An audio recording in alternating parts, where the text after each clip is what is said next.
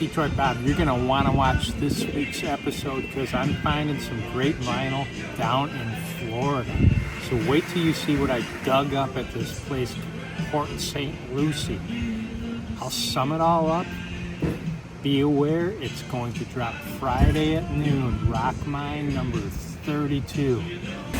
All right, Detroit Bob, we're back in Florida. And sure enough, I got a little downtime. So no, I'm not going to the chiropractor. I'm going to the record store. I've been here before. They got a nice 45 rack. And there it is right there. This is gonna be awesome. So stay tuned. All right, Detroit Bob, RockMine back at you. We're at a place called Sounds Good Vinyl, and it's down in Port St. Lucie. So that's Florida. So we're gonna go inside and see what they got. Stay tuned. Let's do this.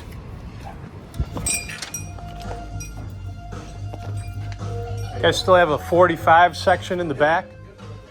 Awesome. Looks like you got a couple jukeboxes, eh? So back in the old day, that's what would play your records right there. This one's been modified. They tore out the guts. That's a Rockola. And here's an AMI, Row AMI. I have a Row AMI, but this is a much newer one. Very cool. That's a project, but I love that dome glass.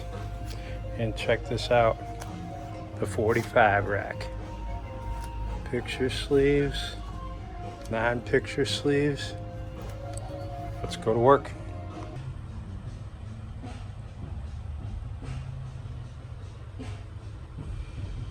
I agree with that wholeheartedly. All right, let's see what they got.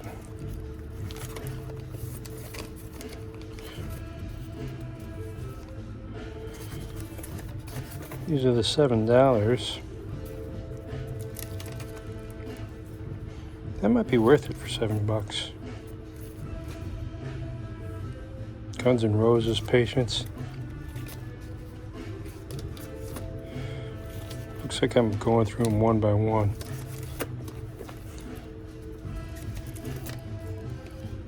Capitol's Cool Jerk on Karen. Pretty rough. Gotta pass on that. In fact, let's check out the Guns N' Roses condition. It's in great condition.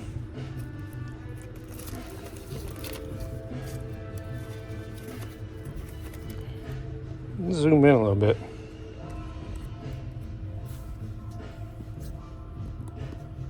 There we go.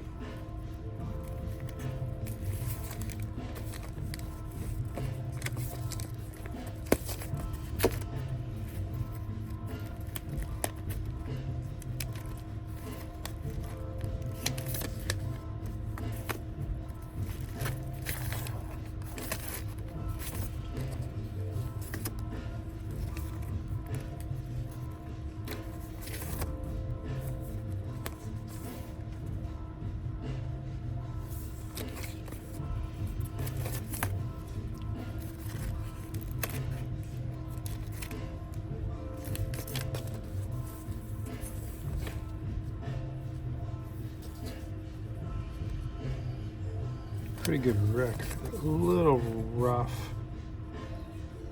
for $7. Possible.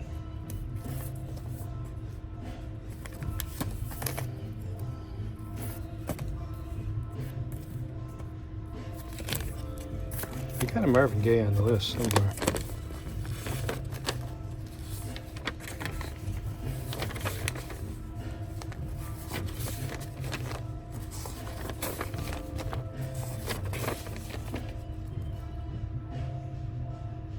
Love Starved Heart.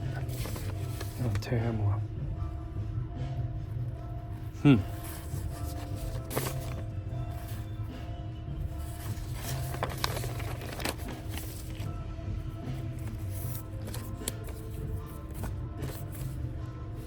So I'm not going to get it because it's not on the list. So I'm holding off. I'm using some discipline.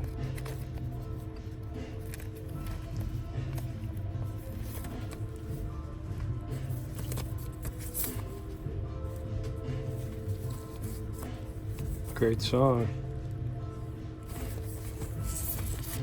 If you saw the Temptations movie, they really did a good job covering that song.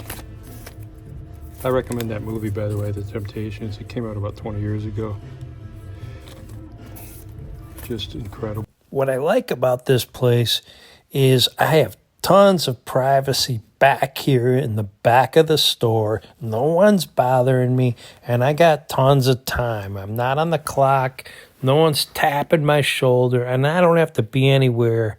So I'm just enjoying going through these records one by one. I'll go through them rather fast now, and then I'll sum up all the good snags at the end of the video, and then we'll pick out the gem of the week. But one by one, I'm looking through the labels. I'm pulling anything that's remotely Northern Soul, especially the Motown, and then cross-checking with my list that I brought with me. If I have some commons that I know I don't have just from memory, I'll go ahead and pick those up too. What I'm liking is the pricing. I mean, $7 just seems like a lot. But if I can negotiate a deal on the way out, I'll be happy to pick up a $30 record for $7 or $5, or maybe I'll get it down to $3 or $4. So it seems like there's a picture sleeve section, which I sort of glanced through. Not very impressed. It's just sort of more candy, if you will. And then we get into the $7 section, which seems to have some more obscure stuff. And then the $4 section, which, in my opinion, I couldn't tell much difference between the $7 and the $4 section. So I'm zipping through here looking for Northern Soul. It just seems a subgroup of Motown and American, what I would just call soul records, that seems to be hot in Northern England. It was in the 60s and 70s. It rocked the casinos, it rocked the dance halls, and it's still going on now. So I've went ahead and subscribed to all the Northern Soul pages on Facebook, on Twitter, on Instagram, and on anything I can get my hands on information-wise. So one of the guys sent me this list of the top 500 Northern Soul songs. And that's basically what I'm working off of. So here we are, finding some goodies in between, some ZZ Top. You don't see that very often. And I'm just flipping through, losing track of time. And this is like therapy for me. I just love digging through old records. When I was a kid, that's what we did for hours on end. Kev and I would go up to Harmony House and just flip through records. You had nothing but time. You didn't have any money. I didn't say we could afford to buy them, but we had a lot of time, and we would pick out the one that we would buy when next time we had some money. So that's what I'm doing here. I'm just enjoying my time, my day, and looking for classic 45s. And really just using the list to keep me focused and organized. See the ones in blue? Those are the Motown labels. Then I went ahead and underlined Rick Tick, which was also a Detroit label, which had Edwin Starr. And I think J.J. Barnes was on there too. So I'm going to go ahead and segregate all the different labels out by color coding, just so I can be quick and efficient when I go in there. And that's what you need to do. You need to have a plan. In the beginning, you're just going to buy anything because, oh, I love that song. Oh, I love this song, just out of pure emotional impact. So you have a connection. But after a while, you want to start to zero in on value, which is basically one of the 5 C's, cost. How much does it cost to buy the record? And what will the basic record paying public pay?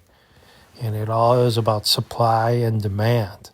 So you don't want to overpay for your records, but you don't want to just do bargain hunting only and leave good records on the table. I used to have a little sort of in my mind, I would pay, in my mind, every 45 was worth $3. And especially if it was near mint, you could never go wrong buying a near mint 45 or a mint 45 for $3 or better. If it was obscure, hard to find, I would go anywhere from $3 to $10.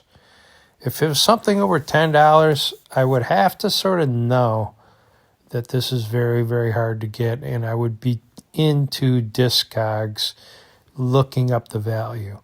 But can you imagine how much time it would take you to look up every one of these 45s on Discogs before you bought it? And it's pretty easy to use that program right off your phone. But if you just add, I think I figured it out, in an hour, how many 45s you can, look at. And it's not as many as you would think. It was 1,000 per hour. It wasn't even that much. It was like 400. I'll have to do the math on that again. But the bottom line is take your time, look through the records one at a time, have a list, or at least a mental list when you go in, and work your list. And sort of have a budget. My budget is always probably $50 to $100 for a record store. So, it could be $20. It doesn't matter it could be $5. But have a budget in your head before you go in. And at this point, I already knew I was going to go over budget because I was pulling a lot of $7. But I'm like, I just had a really good feeling about it. And I'm like, I'm finding some stuff here. Look at that, Edmund Fitzgerald, So I'm finding Edmund Fitzgerald in mint condition. I know I'm at the right place at the right time. So have yourself a budget and work the budget, work the list, and just go for it. Now, I will say this. As soon as I get home, I like to go ahead and enter everything that I bought into Discogs. And so I get some immediate feedback how much these are worth. If I don't do it that day, it's not that big a deal. But usually the next morning over coffee, I'm sitting there and entering my purchases one at a time. Don't let yourself just pile up a bunch of records that you bought without categorizing them in Discogs one at a time.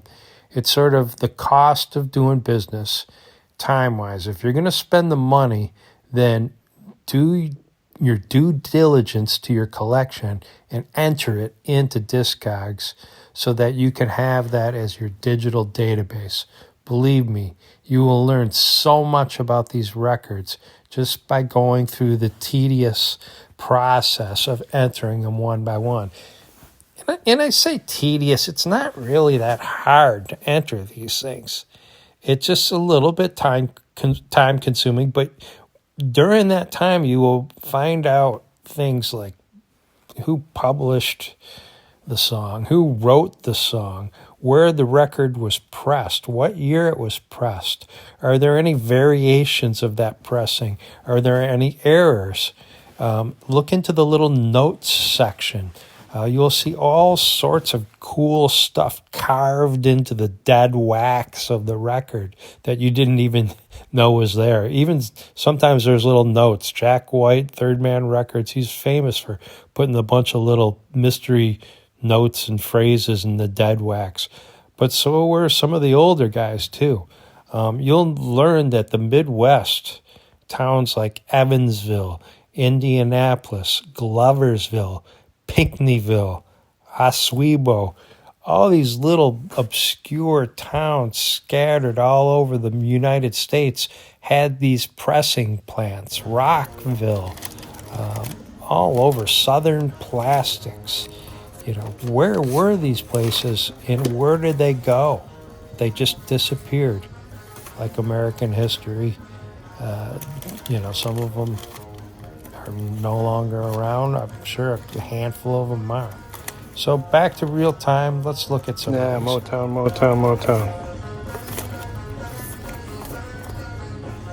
Mary Jane Girls. They were sort of the answer to Vanity 6. think they were a Rick James produced band.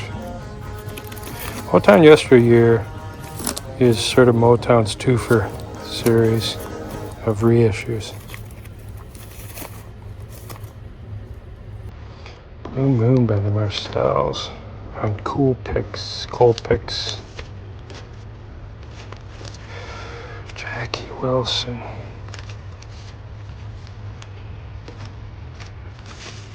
Oh, those are beat up. Look at that. But those are the old Jackie. Jackie Wilson was sort of a forerunner to Motown. I'm quite sure he was from Detroit, and Berry Gordy wrote, I think, more than one song for him. And I think the one I'm thinking of that was the hit was Reet Petite.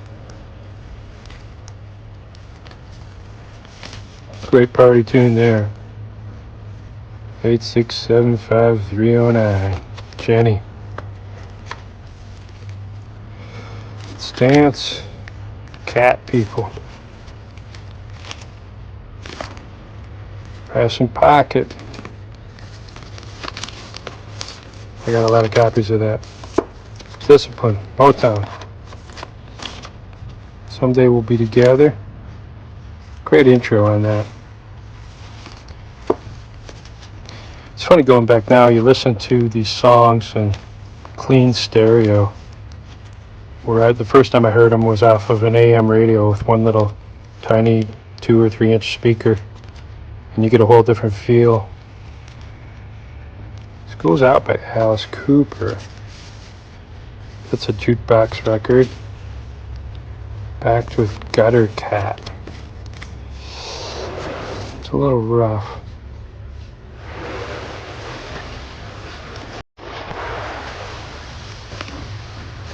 Thin Lizzy.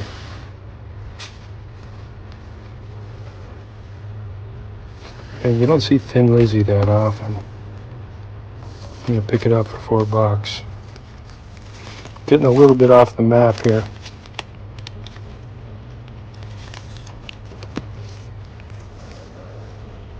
This is a Motown label. Get Ready is a cover of Temptations' Get Ready, which was written by, guess who? Smokey Robinson. $4, I'm getting it.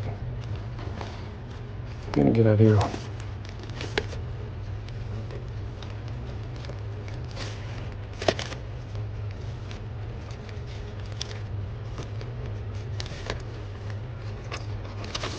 Grand Funk, of course, was a Michigan band. It's a little scuffed up, otherwise that's in pretty good shape. Except for that B side. Pretty deep scratch there.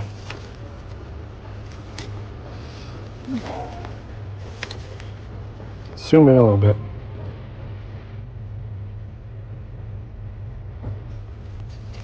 You guys got some good garage rock going there. Love Her Madly. That's not a twofer.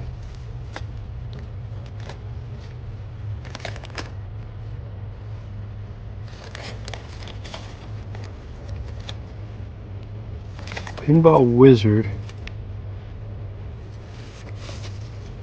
It's a little rough. Honky Tonk Women, backed with You Can't Always Get You What You Want. What condition? It's been cleaned. It probably plays really good. It's probably a good plus. Very good, maybe.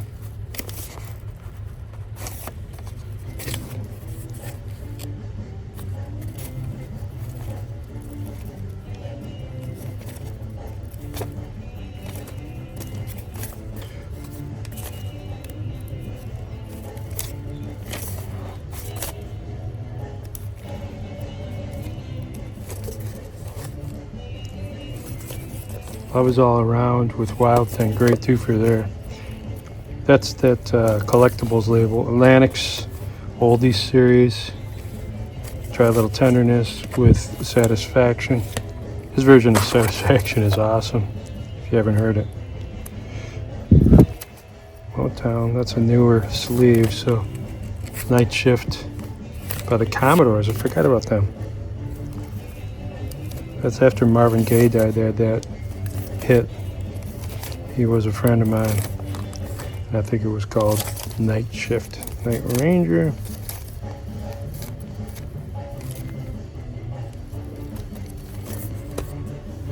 Quicksand by Martha Reeves and the Vandellas. Backed with Darling, I Hum Our Song. Long Shot. She's on here somewhere.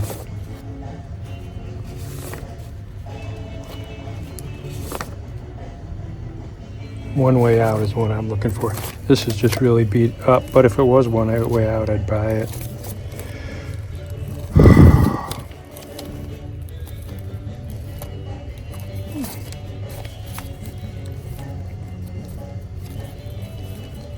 So many bands, so many records, so many great songs that make up the American fabric. What we call rock, blues, rhythm and blues, rock and roll, jazz, R&B, soul music. And I heard it in Britain, and then they played it over there, and then it got popular, and bands formed, started playing it and selling it back to us.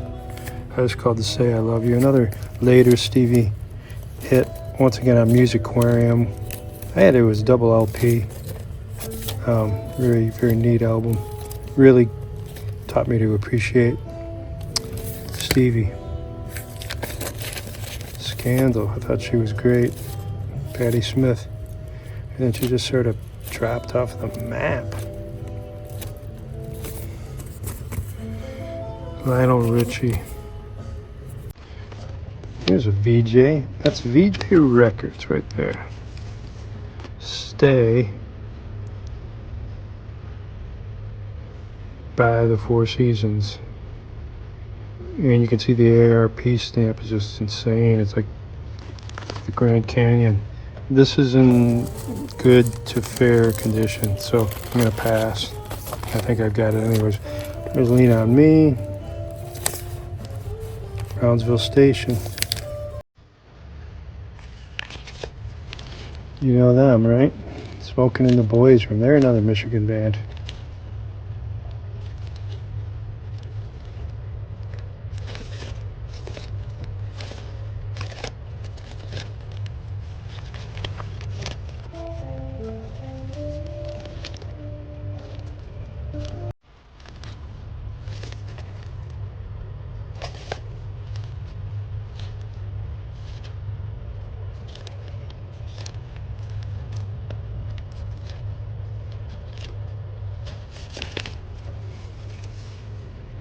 Georgia on My Mind, written by the one and only Hoagy Carmichael.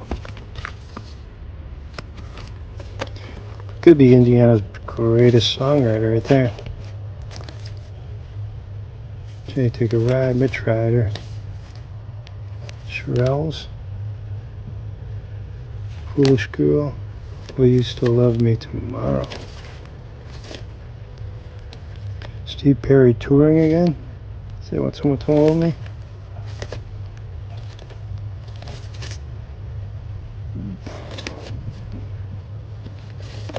Slaughter. Dan, are you a Slaughter fan? My buddy Dan in Iowa. If you remember the Des Moines episode, he probably would have picked that out.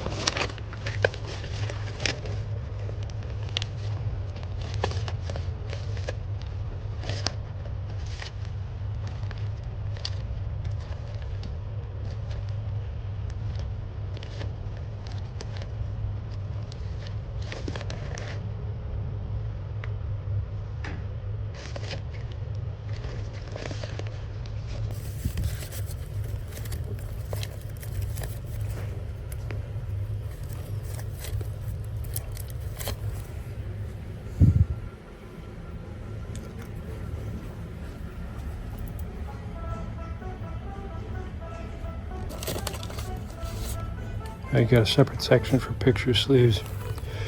Lou Rawls. Memory Lane. Love is a Hurtin' Thing. Now, at this point, I'm starting to feel it a little bit. You got your eye strain, you got your back strain, you got your neck strain, but I'm not complaining. I'm usually on a floor or laying on my side or on my knees underneath a table digging through old dusty boxes. This place is well lit, and these things are about 3 or 4 feet off the ground, so I just want to get through this whole rack from left to right and not leave anything behind. And I've got a couple rows left. If I left right now, I would be happy, but I want to just, hang on, what's this? There's the Rick Tick label, sure enough. And that right there, my friends, is a Northern Soul record. And right there, Double Agent O Soul on Rick Tick. It was a Detroit label. I'm not sure if Motown bought them out or just bought out all the artists, but it's right here. I think it's number 119 or something like that. Hang on, where is it? It's in there. There it is, right there. Right there. 109, Edwin Starr, Double Agent O Soul.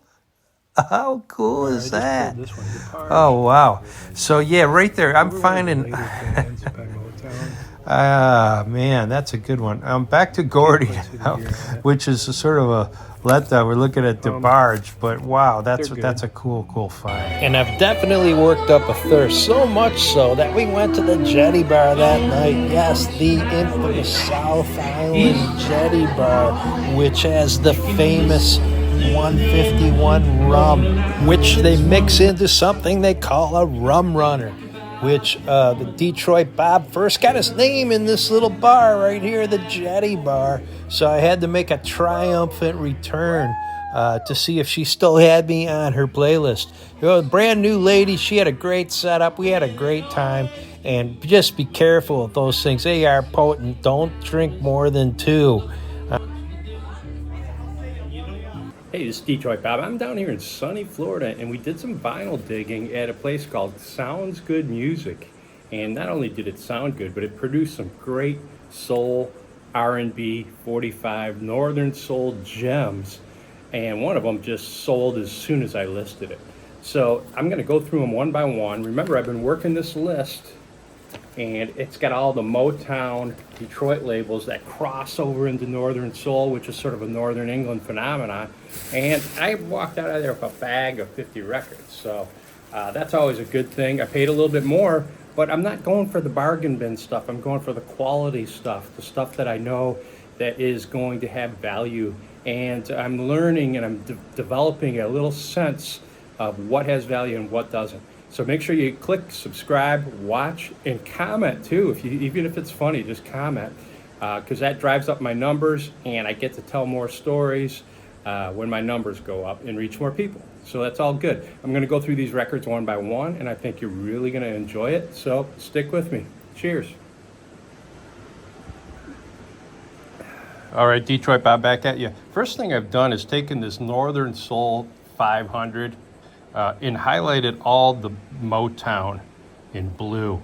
So you got to remember, Motown has several different labels. There's the Motown, which you know, it's got the map of Detroit. It's got VIP, it's got Soul on it, which is the number 1. So you'll see a lot of these also crossovers. Gordy is a Motown label, and so is Rick Tick was absorbed by Gordy. So I went ahead and highlighted all the Rick Ticks that are independent, but still sort of a Detroit label. And then you got the Motown White label, which came out later in the 70s. There's the Gordy label again, that's a purple one. Some of these are just impossible to find, but I highlighted them anyways. So that gives me a little time to work on the list, and there's a lot of crossovers. There's a label called Motown West, which the Commodores show up on. These are all Motown labels, okay? And it's sort of fun to work the list. Here's the Bubbling Under list.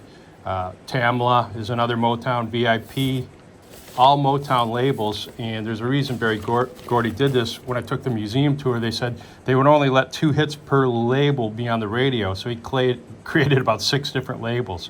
Oh, an interesting one, too, is that Ardeen Taylor, you see him show up on the VIP, which is an interesting label. But let's get into it. This is the bag, all right? So I hope you guys can see that. We got beautiful ocean in the background. So I'm just out here having my morning coffee, and this is what I like to do. Some people are, just surfing and that. I like to go through my vinyl in the morning over coffee and sort of see what I got. So this was a giveaway that they gave everybody for free. So it's not even on Discogs, but hey, I'm not going to complain. Some of these are in really, really good condition, and I don't want to open them up, but I'll give you, like these Beatles on this, very subtle difference here on these two. This one has the little white dot, if you can see that, and this one doesn't. So that changes it from a 69 reissue to a 70s reissue, and it makes a big, big difference.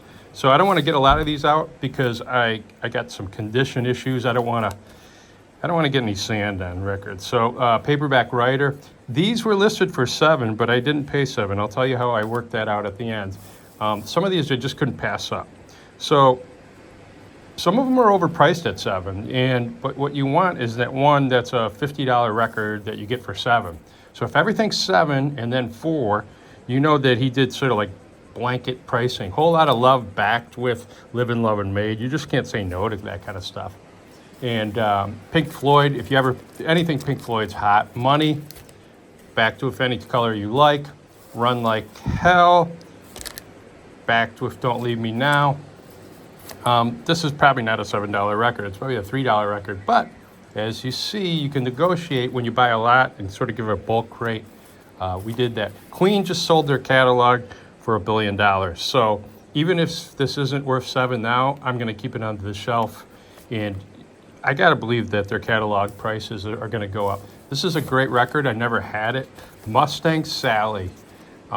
It's in pretty, I would call it very good condition. And not a lot of scratching. The label's more messed up than the surface is. But this is a beautiful, everybody knows this song. This is a really, man, there's one or two songs that I say definition of soul. Wilson Pickett's got to be right up there with Mustang Sally. I've heard a lot of different other bands do a cover of it, but never as good as the original, right?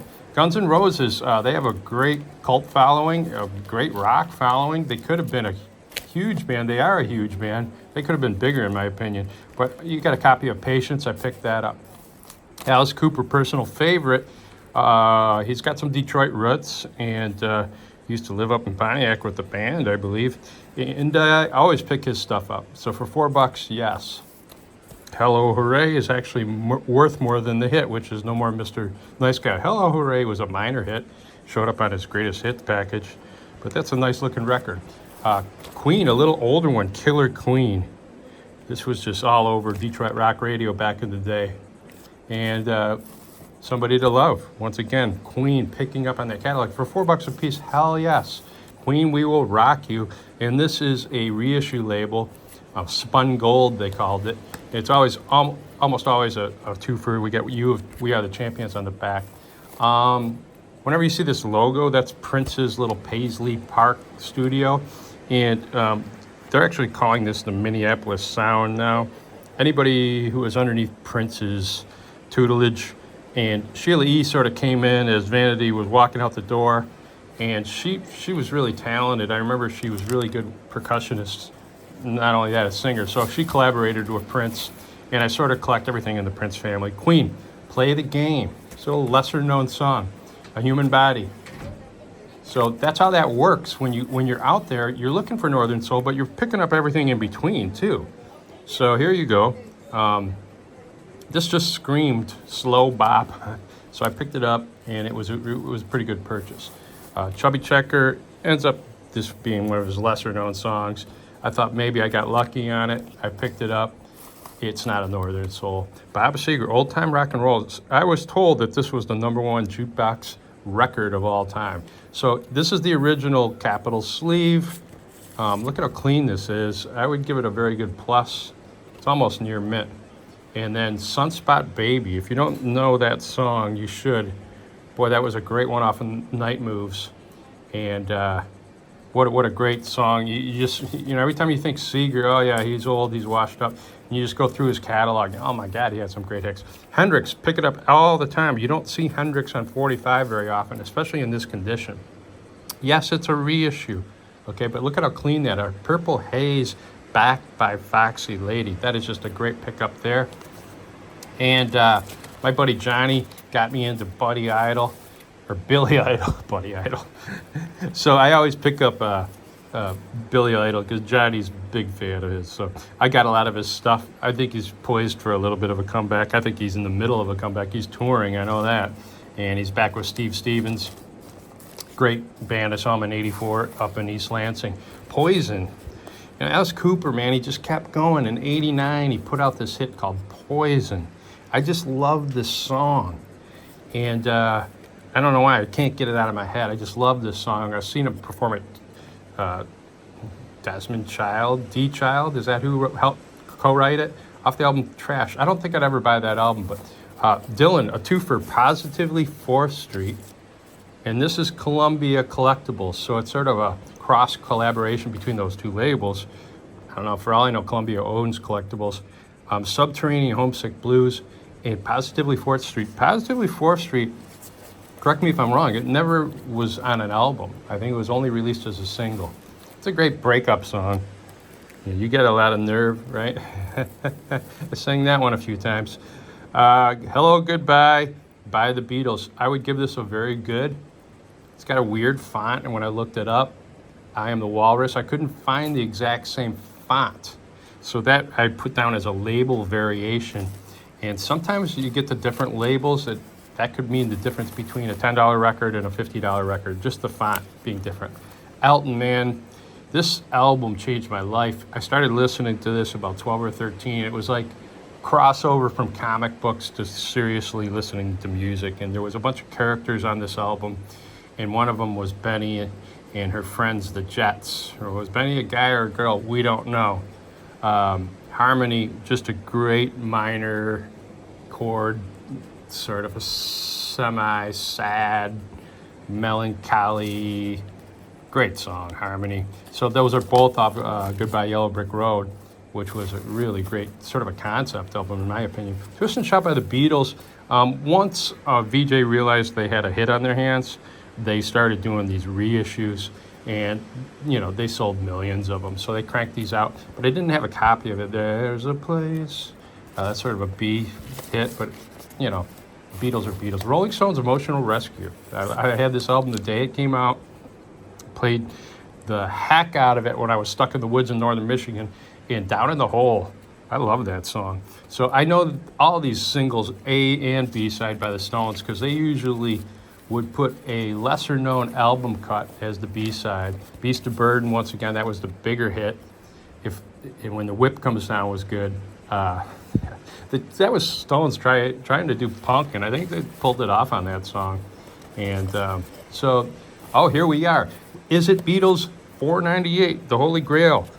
Misspelled with 2 T's. Is it 498? No, it's Beatles number 485. Boy, that's pretty close. It's like 13 away, 14 away. Man. $4. Picked it up as sort of a placeholder just to bother me till I get 498. I'm going to have to buy it, I'm afraid.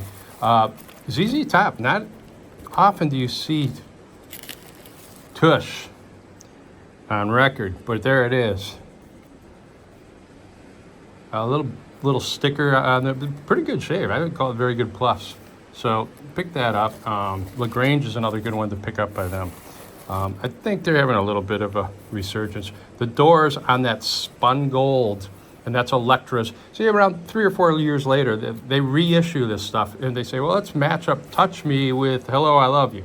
So they re-released it, and then everybody would buy it all over again. These are great for jukebox owners, too, because you don't want to waste a B-side in your jukebox, a song that nobody's going to play. And so in my Row AMI JEL 200, I definitely want to have A and B side both be good. Roundabout, yes. I've seen them, 2-3 times. Really great band. Prog rock at its best, Steve Howe is just incredible. This one had a sticker on it. Someone had probably a jukebox, so they had a little organization system, and that was real popular in the 60s and 70s. Atlantic, it's a little dinged up. I'm going to give it a very good, but I bet you it plays like a very good plus. Some of those scratches. Remember, these are cut deep, man. these 45s, so they're not going to scratch up like like an LP. Don't be afraid of some scratch and scuff. This is definitely a Capitol reissue. It's probably a $2 record, but when I averaged everything out, and I'll tell you that at the end, I paid a lot less than the sticker price on that. Always look for the company sleeve, because that suggests that this has been sitting in there for a long time. So if you got the company label, company sleeve, and they're still married after 50 years, that means that's probably just sat on a shelf and wasn't played and thrown around at a teeny bopper party. So that's a good thing, right? Hope you guys can see us good. I'm trying to get in on the labels. The Doors, Riders on the Storm, just classic. And Love Her Madly. Not my favorite hit, but the Riders on the Storm, I think every time I listen to it, I hear something different in it. And it's a great, great song. Great, very, very moody piece. The thing about the Doors, you know, they probably are my favorite American rock bands. I guess that's the way to say it. And they did a lot of genre. They did some blues, they did some rock, they did some lounge, they did some 60s, they did all sorts of. Okay, here it is right here. Look at that Rick Tick label. Man alive, does that really look cool? And there's Edwin Starr, and you probably know him for singing War. What is it good for? Absolutely nothing. But this is that earlier Rick Tick out of Detroit, I'm told. And Double Agent O' Soul. And then the B-side, the instrumental of the same song. So a lot of times they strip off the vocals, put the instrumental on, and just, that was a way of them giving you two songs that were different, basically the same song without the vocals.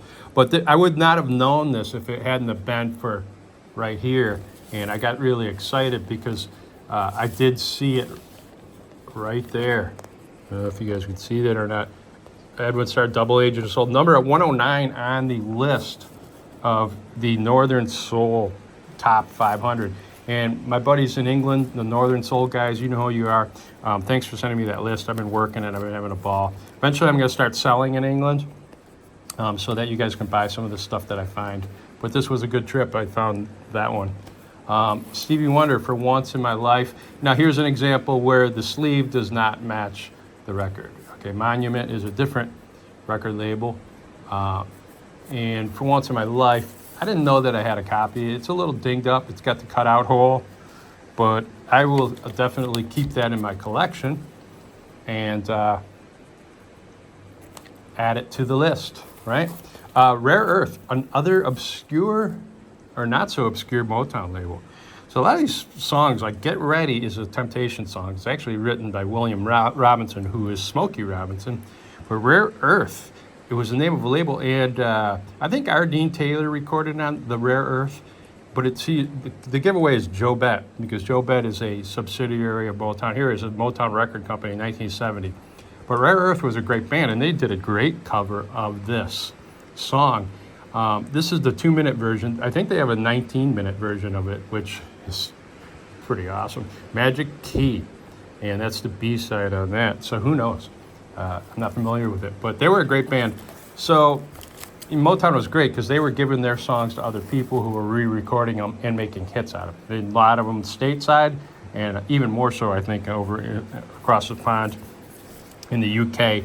You know, Rod Stewart did a lot of Motown. The Rolling Stones covered Motown. Of course, the Beatles covered Motown. But a lot of them had Motown songs they had hits with. On the States side, it was, you know, the Doobie Brothers covered Motown. The band covered Motown. Don't Do It is a Motown song that the band did. This, I just sold this. No sooner did I find this record, I listed it. I just sold this for like $44, and I paid $4 for it. So I knew that Thin Lizzy, I knew their legend. This is early 1974. It's really, really clean.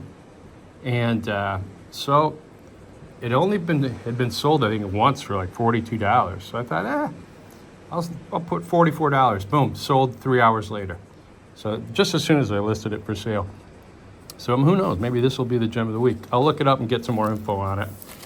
All right, here we are, back in the Rolling Stones, Beast of Burden again. backed with the whip. So I bought two. You know, when you're on a roll, you're on a roll. Okay, Living Thing, backed with Mama Bell. And if anybody, you guys remember that album, Ole ELO, that was like in the U.S., ELO's first attempt to sort of gather up all their old stuff. And in the UK bands are great at doing this. Who had Beady, Big and Down, Bouncy. The Stones had Hot Rocks, more Hot Rocks. So they just package up all their singles and resell them to us as an album. And of course, I ate it right up. In the meantime, I talked my wife into going to the Jetty Bar where I first got Detroit Bob, Wreck of my the moniker. Edmund Fitzgerald. If you're from Michigan, you know this song. It was a cool trip down memory lane. That is Michigan's Freeburg, by the way. We had a great time. We had a few every rum time runners. I go to Boone's, And well, this when they used place to have is a guitar a player, must if Matt you ever Forsman, get on would you South play Freebird? Hodgson Or would you Island. just So make sure you check really it get out. The rum Wreck of the runners, Edmund they're Fitzgerald. frozen, they're potent. And And they in got Michigan, great if you don't know this song, you're going to be in karaoke on trouble. Thursday Because someone's going nights to yell it out. at This is a the real Jetty clean Bar. copy. It's like never been played before. And the funny thing was, I don't think I had one in my collection. So Epic is sort of Reprise. I think they owned Reprise. Whatever. That's what it is. So here's later. I got a soft spot for Smokey. It's not a very valuable record, but One Heartbeat. He had a hit with that. It's a promo copy. Motown sort of changed their label. They tried to get more modern and stuff like that. And they almost should have stayed the same. But at some point, they probably were thinking, oh, we're looking like an oldies. Superstition by Stevie Wonder. This is a nice, clean copy. And for $4, are you kidding me? This is probably his best song ever. I mean, the sound on this that he got out of that organ or whatever he was playing, it was like a synthesizer. It was just incredible. I've never heard it again anywhere near that funky vibe that he laid down here. Then Motown went to this white label, Diana Ross. I'm like, yeah, I'm picking it up. It looks obscure. Here's the Casablanca. Let's not forget about Donna Summer. And, back then, it was sort of a guilty pleasure for a lot of us, but I loved all her stuff. I mean, I wasn't going to go buy her albums or anything or admit it to my friends, but it was definitely a guilty pleasure. This, I Feel Love, is like a synth. If you listen to it, it sounds a lot like Billie Jean, but sped up. But just listen to this song. It's got a little funky synthesizer vibe to it, and she just sort of moans over the top of it. But my roommate, Karan, sophomore year in college, he's like spun this incessantly. So I had no choice but to like it. Came out in 77. I'm sure it was big at the clubs, but I didn't go to the clubs in 77, if ever.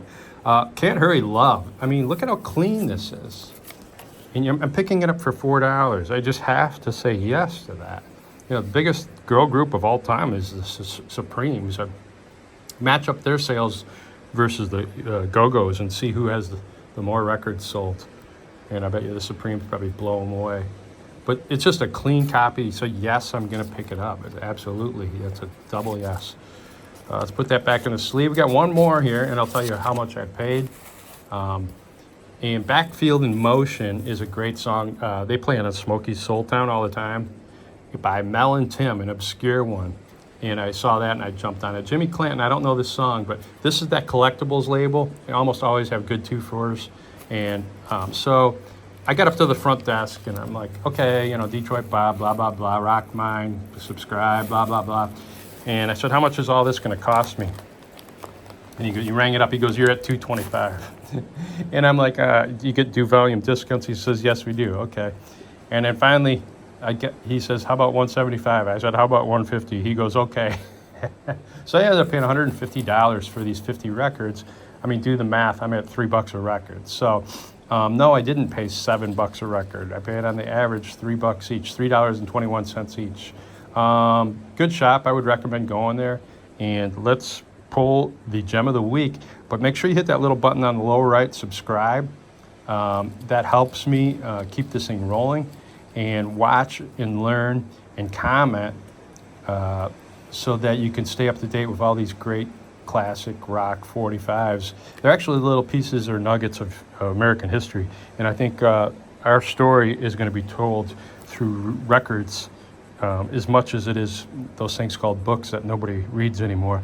So we're going to hear the American history through these old 45s, especially soul, R&B, and what does Mark call it? The Rust Belt, the Lake Belt, Everything from Cleveland to Iowa, through Chicago, Detroit, Pontiac, Flint, Cleveland, So there's some great Chicago, some great Gary, Indiana, some great music came out of those areas, and that's sort of my home base. So I'm going to keep bringing it to you. I'm going to keep trying to entertain you. So click that button. I'd appreciate it. And I'll be right back with Gem of the Week. All right, Detroit Bob, the name of the show is RockMine. Make sure you subscribe down on the lower right, comment, and share, because that's how we grow this thing and keep it rolling. The Gem of the Week this week is London record Little Darling by Thin Lizzy. Look at that. It's just a cool label. London sort of did the swirl label, sort of like Capitol, a little more choppy though. If anybody knows about this band, they're Irish, and Phil Lynott, who's the writer of that particular song, was the leader of the band. Visually impelling group. If you've ever been to the Temple Bar area in Dublin, the bar where they played, I think is actually called Temple Bar, but that's a whole district. Thin Lizzy is all over the place.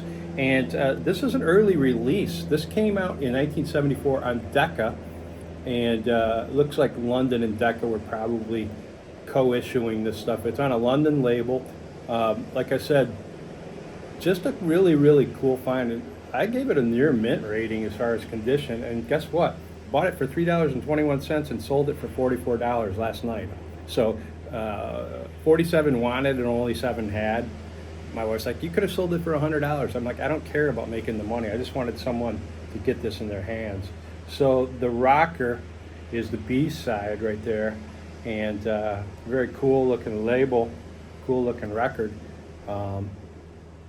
Lynott, Downey, Bell, probably the other band members on that. So another guy gone way before his time. And you probably know Thin Lizzy by Jailbreak was their big one. It's got the siren going. And of course, Boys Are Back in Town. And that was a Northern Michigan or a Michigan song that one summer, 76? That was every 5 minutes. Maybe it was 74, 75, 70. Somewhere in their era. You could not go down the street without hearing that song.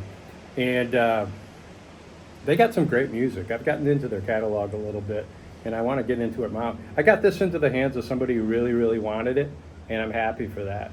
Okay, so that's part of what I'm doing now. If you go to Discogs, look up Detroit Bob, RockMine. I have my own. Everything's for sale that you see here. So I got to keep some of it going out to keep some of it going in. You'll understand.